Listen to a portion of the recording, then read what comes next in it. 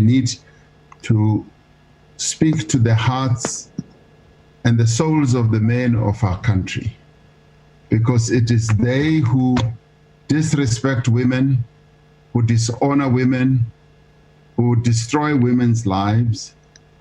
And by destroy, I mean real destroy, in the form of, if you rape a woman, you're basically sentencing her to death.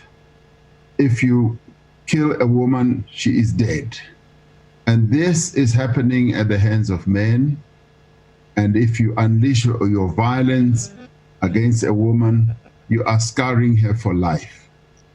And this is precisely what we men need to be aware of and to stop, because unless we mobilize men to stop the violence that they are perpetrating against women, it will not stop.